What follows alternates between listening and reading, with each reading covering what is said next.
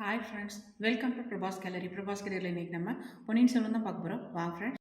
உன் பேர் என்ன அப்படின்னு வந்தவன் கேட்டான். என் பேர் இடும்பன்காரி, உன் பேர் சோமன் சாம்பவன். ஒன்றைத்தான் எதிர்பார்த்துட்டு இருந்தேன். நானும் ஒன்றைத்தான் தேடிட்டு வந்தேன். நாம் எந்த திசையில் போனோம்?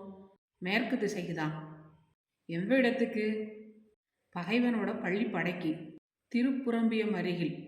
இறஞ்சு பேசாத, யார் காதுலையாவது விழப்போகுது அப்படின்னு சொல்லி சோமன் சாம்பவன் நாலா பக்கமும் பார்த்தான். இங்கே ஒருத்தரும் இல்லை. நான் முன்னாடியே பார்த்துட்டேன். பக்கத்தில் எங்கேயும் ஒளிஞ்சிருக்கிறதுக்கும் இடம் இல்லை. கிடையாது கிடையாது அப்படின்னா புறப்படு. எனக்கு நல்லா அவ்வளவா வழி தெரியாது. நீ முன்னால் போ, கொஞ்சம் பின்னாடி நான் வரேன். வழி நல்ல வழி இல்லை. காடும் மேடும் முள்ளுமா இருக்கும். ஜாக்கிரதையாக பார்த்து நடந்து வரணும். சரி சரி, நீ புறப்பட்டு போ. காட்டு வழியாக இருந்தாலும் யாராவது எதிர்பட்டா மறைஞ்சுக்கணும். தெரியுதா? தெரியுது தெரியுது. இடும்பன்காரி கொள்ளிட கரையோட மேற்கு திசை நோக்கி போனான். அவனுக்கு சற்று பின்னால சாம்பவனும் தொடர்ந்து போனான். ரெண்டு பேரும் கண்ணுக்கு மறையிற வரைக்கும் ஆழ்வார்க்கடியார் மரத்து மேலேயே இருந்தாரு. எல்லாத்தையும் பார்த்துக்கிட்டும் கேட்டுக்கிட்டும் தான் இருந்தாரு. ஆஹா, காலம் பொல்லாத காலம். எதிர்பாராத காரியங்கள்லாம் நடக்குதே. ஏதோ ஒரு பெரிய மர்மமான காரியத்தை தெரிஞ்சுக்கிறதுக்கு கடவுள் அருளால ஒரு சந்தர்ப்பம் கிடைச்சிருக்குது. இனி நம்மோட சாமர்த்தியத்தை பொறுத்து விஷயத்த தெரிஞ்சுக்கிறது. கடம்பூர் மாளிகையில அறகுறையாத்தான் தெரிஞ்சுக்க முடிஞ்சது. இங்கே அப்படி ஏமாந்து போகக்கூடாது.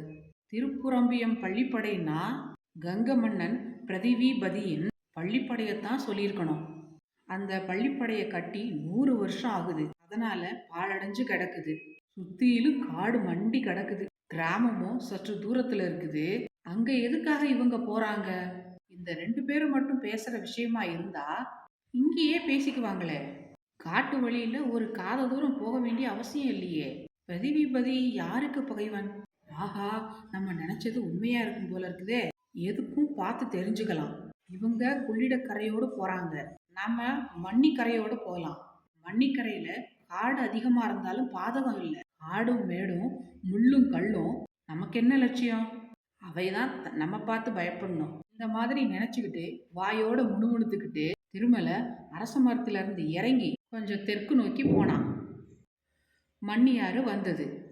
கரையோடையே மேற்கு நோக்கி நடைய கட்டிட்டான். ஜனரஞ்சகம் இல்லாத அடர்ந்த காடுகளின் வழியா ஆழ்வார்க்கடியார் புகுந்து போய் சூரியன் அஸ்தமிக்கிற சமயத்துல திருப்புறம்பியம் பள்ளிப்பட கோயிலை அடைஞ்சிட்டான். ஓகே, பாய்.